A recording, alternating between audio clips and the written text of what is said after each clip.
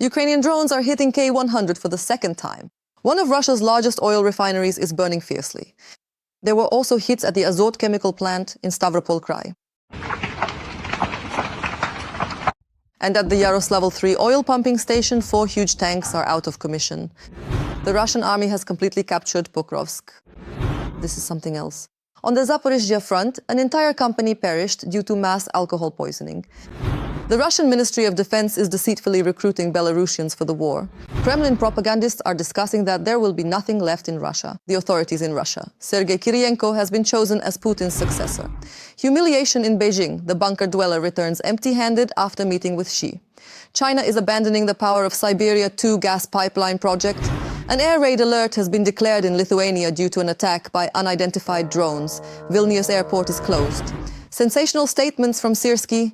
Russia and Belarus will soon march on Kyiv with a joint army. A sensational investigation into the fugitive president Yanukovych in Rostov. Depression, binge drinking, and a young son lost his mind. Putin publicly disgraced himself and buried the German automotive industry. An attempt on Budanov's life. The Kremlin has once again tried to eliminate Ukraine's chief negotiator. My name is Katerina Misterenko, and right now, here are the main stories. But first, please like this video and subscribe to our channel so we don't lose each other on YouTube.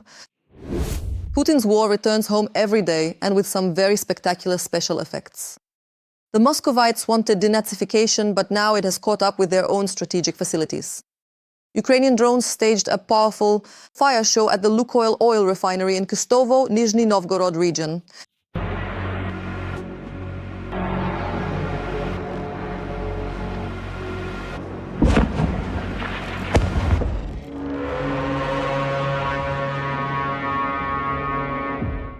The primary oil processing units there, as they say, burned down on the job. Next, the relay was picked up by the Yaroslavl 3 oil pumping station, where 4 huge facilities were taken out. And in the Stavropol region, Ukrainian drones attacked the Azot chemical plant in the city of Nevinomysk. As a result, there was a fire at the plant. A drone just hit, that's how Nevinomysk is burning. At the moment, we've got another drone again.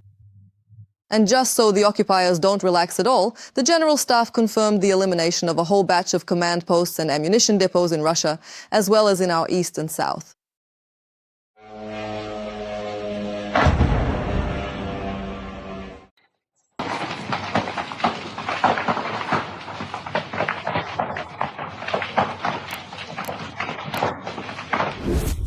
Come on, let's get going right now. We really need to move much further away from this specific spot as quickly as we possibly can. I honestly have no idea what is currently standing right here in front of us. But it definitely feels like we should not be lingering around this area for even one more second. We must continue walking until we are a safe distance away from whatever this strange thing is that is occupying this space right now, because staying here seems like a very bad idea indeed. The exact outskirts, which had previously been in the gray zone. Let me remind you that the battles for Pokrovsk lasted for almost 2 years. Our defenders made titanic efforts to hold back the enemy. In addition, the Russian invasion has entrenched itself in the gray zone area between Pokrovsk and the previously occupied Mirnohrad. This was reported by the reputable resource Deep State. There has been no official confirmation from the General Staff yet. But Ukraine's defense forces continue to strike the occupiers in the Pokrovsk direction. Drone operators from the 414th Brigade, the Birds of Madhya, detected and struck a Russian soldier who had stopped for a short break or to perform maintenance. And here are some more shots from the pilots of the 1st Separate Special Purpose Detachment Omega. The occupier ran away from a Ukrainian FPV drone so quickly that he even lost his pants. But the ranks of the Russian army are thinning even without the hands of the Ukrainian armed forces. For example, in the Orikhiv direction, the occupiers were massively poisoned by alcohol. Intercepted conversations make it clear that vodka was the culprit.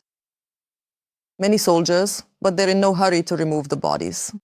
There are some at the Dasha Cooperative and also in our area, Ingus, where there are a whole lot. The ones who were poisoned by the blue stuff will need to clarify if they were evacuated. That's a question we'll need to address soon, maybe in the morning, depending on the weather. Yes, I got it. I'll talk to Mark about it. We talked about this earlier, and he said the lifeless bodies are just lying there.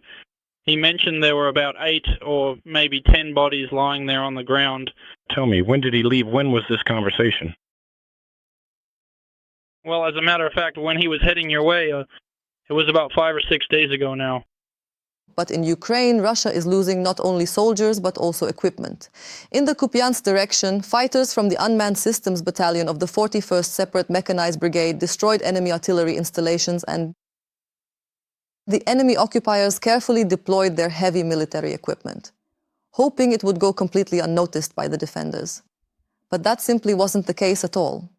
And now, looking specifically at the Lyman direction, the brave warriors of the Mara Battalion successfully located and burned an enemy tank right at its active firing position. And while the dedicated Ukrainian soldiers systematically wiped out the threat, they continued their precise work across the entire front line. The TikTok troops of the Russian Federation, and not the so-called Zechkederovtsi, are posting. Absolutely brilliant. I never cease to truly admire the incredible courage and selfless heroism of the brave Ukrainian soldiers. They are steadfastly holding the front lines and standing up to a massive, overwhelming horde that vastly outnumbers them in every way. That is exactly why I strongly urge every single one of you to support the heroic armed forces of Ukraine. And if you are able to help, if you can't support them financially, write words of encouragement in the comments. I know they are watching us. It seems that in Russia, not only have they run out of volunteers, but also out of ways to lure people into the war. Now, instead of contracts, it's just the classic scam. We are not depriving anyone of any rights. The Kremlin is now so desperate that it is even tricking Belarusians into the war. A citizen of Belarus said he was looking for a rotational job, but ended up in the Russian army. The man claims he was made to sign documents without reading them, and already. At the unit, it turned out he had been signed up for a contract with the Russian Ministry of Defense. I was deceived and manipulated into signing the contract without having the chance to properly read through it. When I finally received the documents and fully understood the extent to which I had been misled, and realized that this wasn't a rotational job at all, I ask you to conduct a thorough investigation into this matter, and I simply will not return to my homeland. When the Belarusian tried to cancel everything and return home, they began to threaten him with liability for not serving. Moreover, the commanders slipped him some other papers, assuring him that they were for terminating the contract. The contract? Hello. I am a citizen of the Republic of Belarus. I am writing to formally request that you terminate my contract in order so I can return to my beloved homeland, to Belarus. How I am being carefully deceived about everything at the Smolensk military enlistment office. We just need to push forward a little bit more than we already have, continuing our steady progress until we finally reach the very end of this specific task. And soon contracts for the special military operation will be handed out along with microloans and SIM cards. You won't believe it, but Kremlin propagandists are discussing a change of power in Russia. While the bunker grandpa pretends he will rule forever, Z-bloggers are already talking about possible successors to Putin. Lately, the topic of successors has become relevant again. I consider Sergey Kiriyenko the main candidate, the very same Kremlin technocrat responsible for internal propaganda and brainwashing. Kiriyenko poses for photos with an assault rifle. And who is it that's stopping the internet from being completely blocked? It's Kiriyenko who's saving us. And who else? Well, all that's left is for him to ride a bear and fly with the cranes. In other words, it seems like the PR campaign is in full swing. Moreover, propagandists are saying that Kiriyenko has already practically replaced Putin. Our president does not really play a significant or influential a role in the grand scheme of things as we have always thought. Because, well, let me remind you, not that long ago, in fact, there was this very strange scene during a high-level meeting where Budanov, Kiriyenko, someone else, and Putin were all sitting together. And Budanov says, you know, we are firmly against the cancellation of some of these elections, specifically for some local councils. I honestly cannot even recall the specific details of that situation anymore. I don't remember what exactly they were changing that time. Putin says, no, that's impossible. How could they cancel it? Who's doing this? And he looks at Kiriyenko, and at that moment, everyone realizes that he simply didn't know about it, and that it's Kiriyenko who's doing it. And Kiriyenko says, we'll look into it, we'll sort everything out. Given Kiriyenko's sphere of influence, I have only one question. Was it he himself who asked the propagandists to start talking about replacing Putin? And now to important news. the threat of an offensive from Belarus. This was openly. This significant development was officially stated and formally confirmed in a comprehensive public address by the current Commander-in-Chief of the Armed Forces of Ukraine, Colonel General Oleksandr Syrskyi, who is the high-ranking official responsible for overseeing all of the nation's strategic military operations and defense initiatives during this critical period.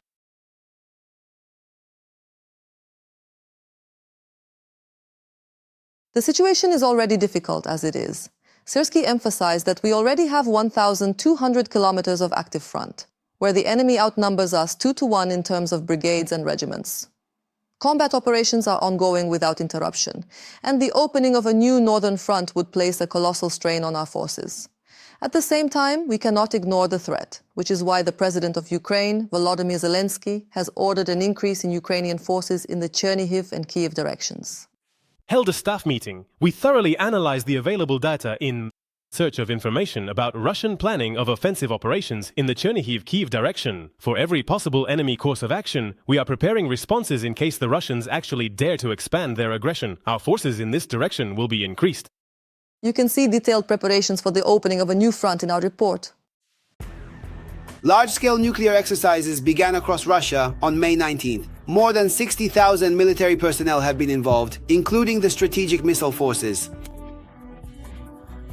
The Northern and Pacific fleets, as well as long-range aviation, are participating. Belarus is also taking part in the nuclear exercises.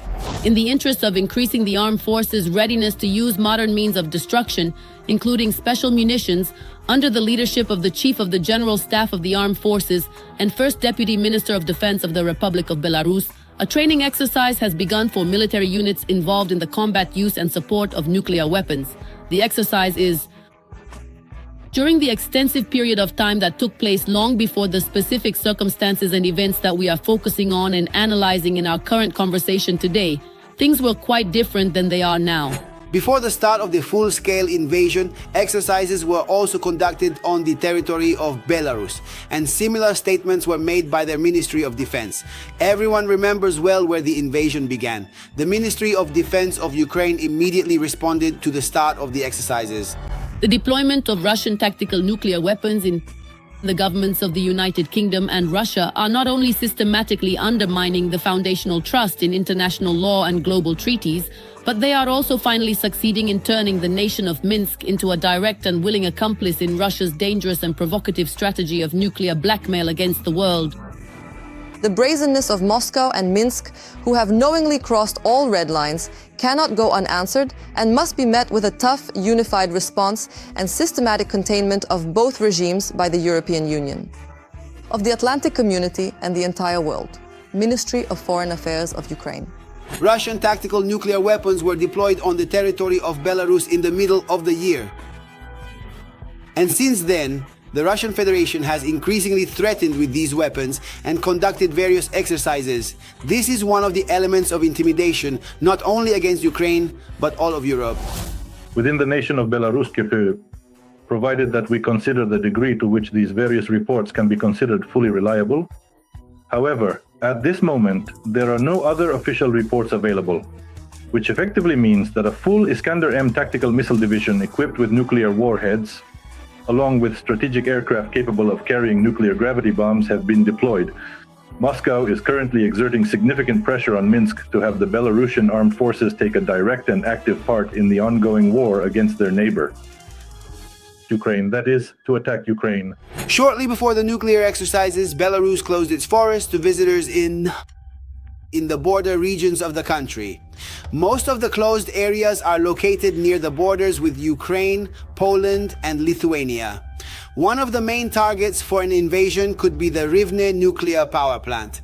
Putin lacks sufficient forces of his own, so he is trying to draw the Belarusian army into the war against Ukraine. But Lukashenko understands everything perfectly well. Lukashenko, as I understand it, he is fully and completely aware of the fact that, first of all, any kind of potential attempt, absolutely every single one of the items and elements that we have been meticulously examining and discussing right here in this specific context today.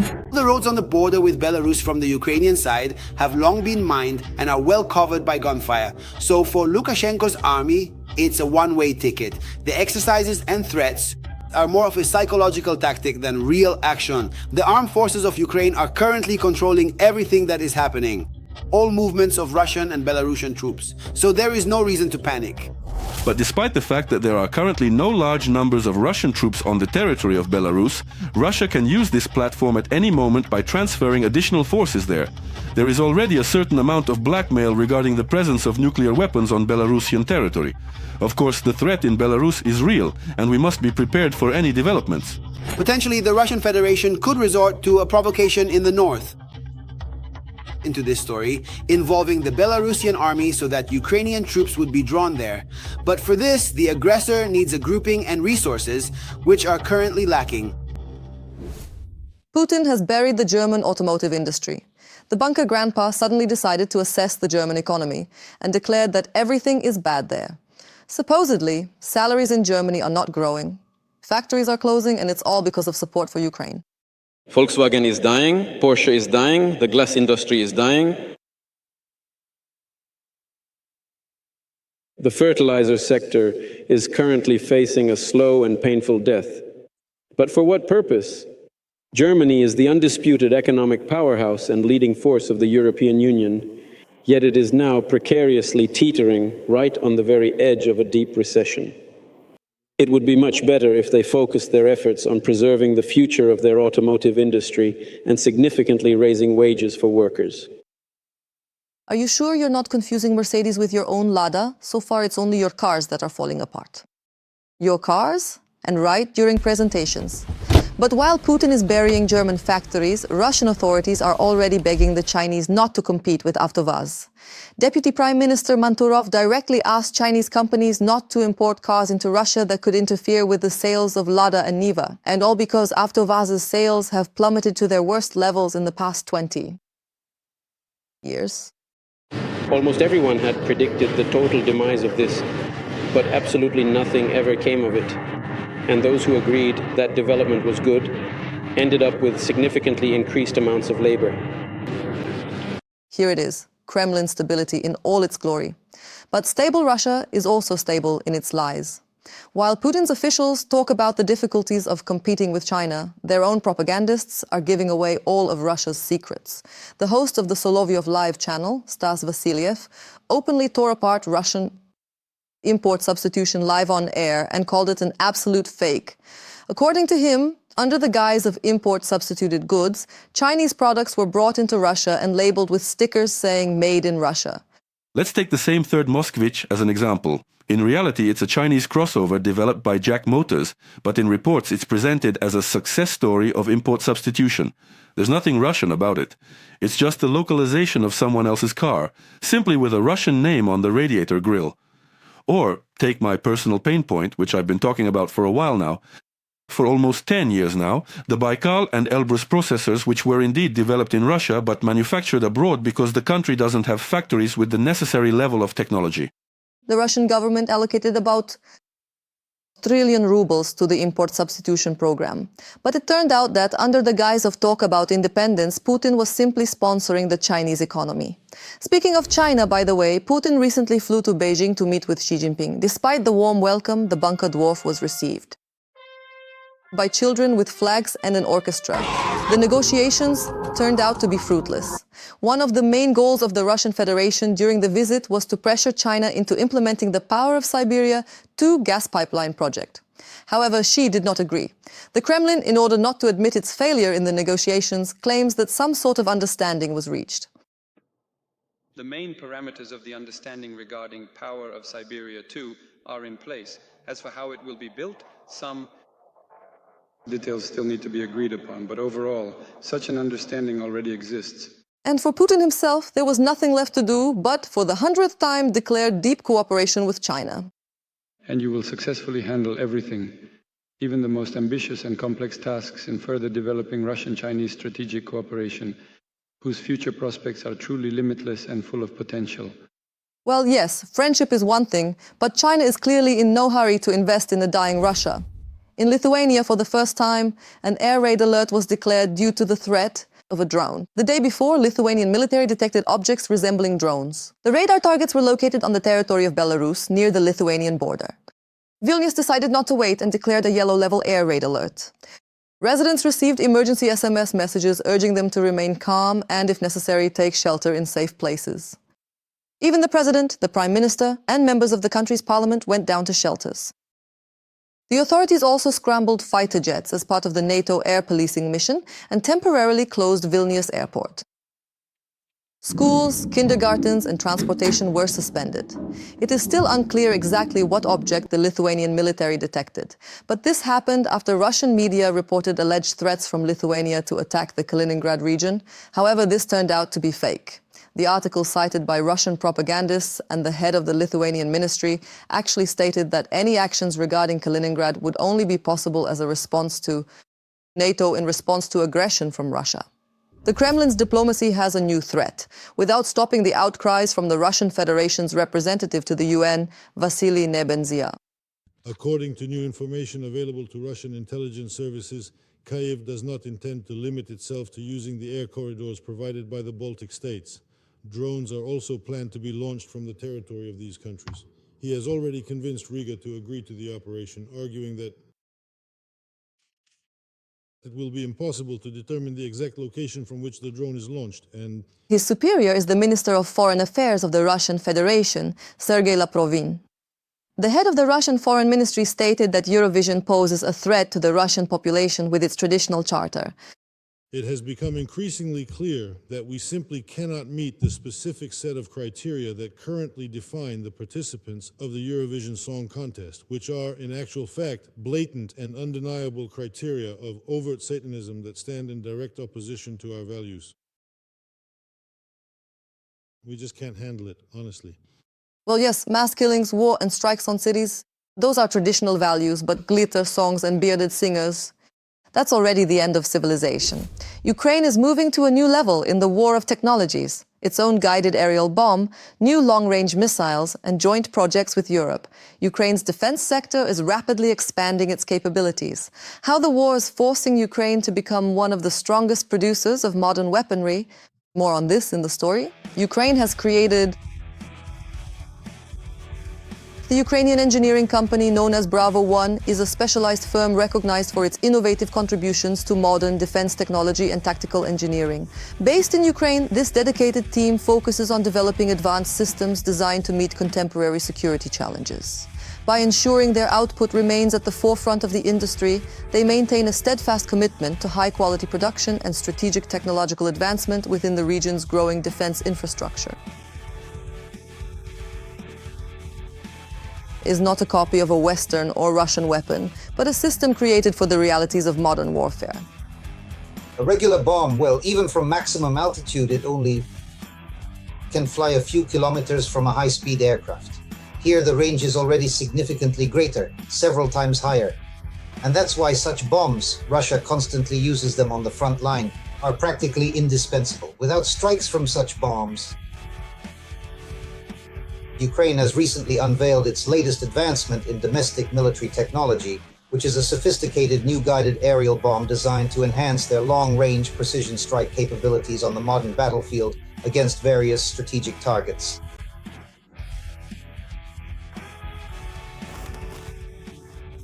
It is capable of striking fortifications, command posts, and other targets tens of kilometers deep. In other words, it is yet another tool for delivering precision strikes against the enemy without direct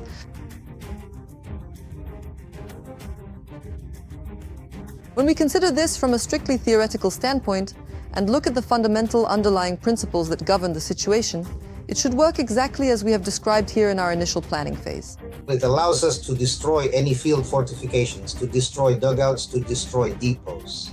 And this will be a significant help to our ground forces in repelling Russian assaults. During our strategic counterattacks, we will be able to utilize a very similar and highly effective tactic. First, we strike heavily fortified Russian defensive positions with precision. Then, our specialized drone units systematically eliminate any remaining survivors using FPV drones. And finally, our ground assault group moves in to successfully capture and secure these positions for our forces. But Ukraine is not stopping there. At the same time, work is underway on new long-range missiles. The European company Destinos, together with a German Rayon Metal, is developing the Ruta Block 3 system, a missile with a range of up to 2,000 kilometers. The new missile will have a warhead weighing 250 kilograms and a modern navigation system that will allow it to operate even under GPS signal jamming. This is important in modern warfare, where electronic warfare systems have become one of the key factors, and the tests must be conducted in Ukraine itself. According to the plan, the first flight tests will begin in 2027.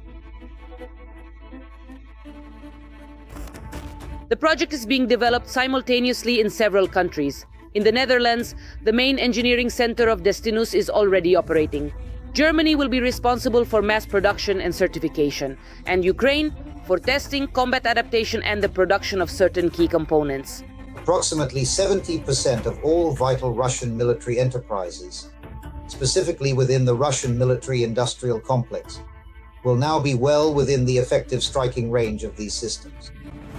That is to say, we will be able to successfully and completely neutralize not only enterprises in the territories located along the border regions and in Crimea, but we will also be able to strike strategic military targets situated quite a distance further beyond the Ural Mountains. Just a few years ago, the Ukrainian defense sector mainly depended on old Soviet designs. Today, however, the country is creating its own high-tech solutions, from FPV drones and naval unmanned vehicles to aerial bombs and missiles. Practically speaking, we now have no limitations in the language being spoken right now is the beautiful and melodic Ukrainian tongue, which is the official native language of the people of Ukraine. Weapons are starting to attract the attention not only of the military, but also of international partners, because a significant portion of these systems has already been tested in real combat conditions. Thus, Ukraine is gradually turning into one of the key manufacturers.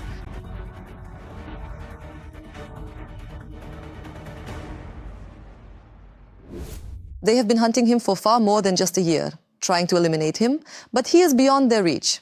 Kirill Budanov remains one of the Kremlin's main targets. Why removing Budanov remains an obsession for the Russians, what he himself says about the assassination attempts against him, and most importantly, what Russia is actually planning. All the details are in the report.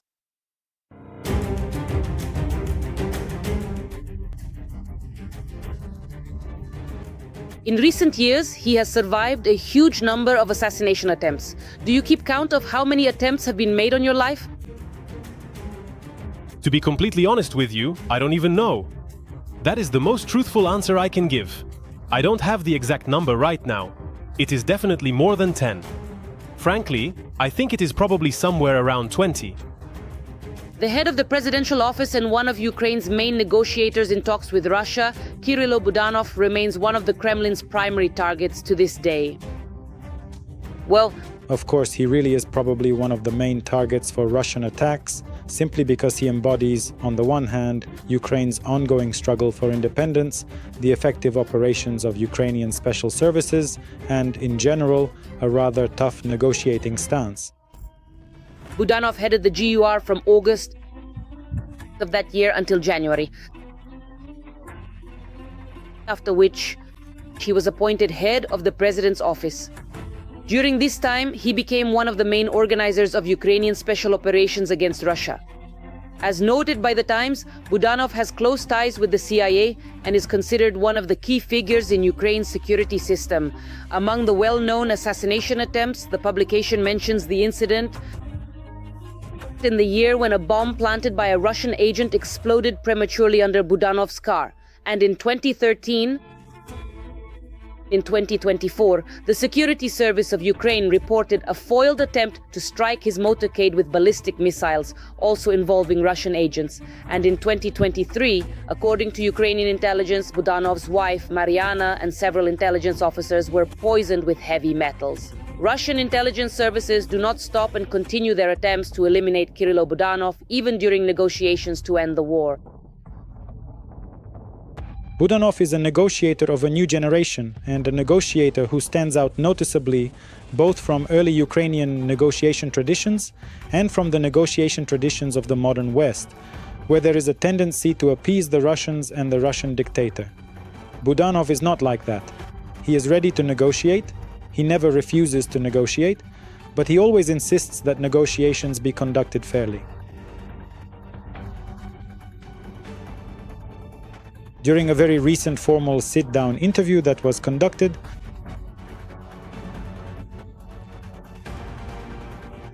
to the British publication The Times, Budanov stated that he does not find it strange that the Kremlin continues to hunt for him. Moreover, he said that he considers such attempts absolutely normal, given his previous activities as the head of Ukrainian military intelligence. I don't need to trust anyone. I need to achieve results. And to achieve results, any means, forms, or methods of work are acceptable. One thing is clear, Budanov definitely won't be left alone, and Russia will not stop at its failed attempts to eliminate him. in Russia they understand perfectly well that, just like with Zelensky, they cannot break Budanov. That is, they can exert some pressure, but they can't break them. Therefore, naturally, from the perspective of the Russian imperial idea, with all its hatred toward anyone who stands in its way, of course they would gladly achieve the elimination of both Zelensky and Budanov. Budanov is especially valuable in this regard, since he combines both military functions and the role of a political leader as one of the representatives of Ukraine's leadership. At the same time, he is also associated with many of the recent successes achieved by the Ukrainian special services. And now, a few words about those whom the Kremlin has tamed. Ukraine once had a president named Viktor Yanukovych. Let me remind you, he tucked his tail and fled to Russia back in 2014. Under the cover of night, with all his belongings except for the ostriches, Yanukovych flew away by helicopter to his better life. In short, it wasn't just an escape, but an action movie scenario. At first, he settled in Rostov, and Yanukovych got so bored that, rumor has it, he fell into depression and started drinking heavily. These rumors are still discussed in the media today. Eventually, he decided to change his surroundings and move to Sochi, where he settled in a mansion with its own church and a view of the Black Sea. For 10 years, Yanukovych lived off the Kremlin's generosity and kept a low profile, but last year, for the first time in many years, he appeared in public and showed off his new white teeth and altered appearance. I have always been a categorical and staunch opponent of Ukraine joining NATO. I have always clearly and distinctly understood that this would be a catastrophe for Ukraine, a road to nowhere. In addition, the media report that Yanukovych's family has grown in Russia. His partner, Lyubov Polezha, allegedly gave birth to his son. According to the Prosecutor General's office, Viktor Yanukovych now lives in virtual isolation on Rubliovka, near Moscow. Millions of dollars. Well, what can you say? No one can forbid living beautifully. That's all for now. Please like this video and don't forget to subscribe to our channel Ukraine Today so you don't miss our next episodes. See you soon.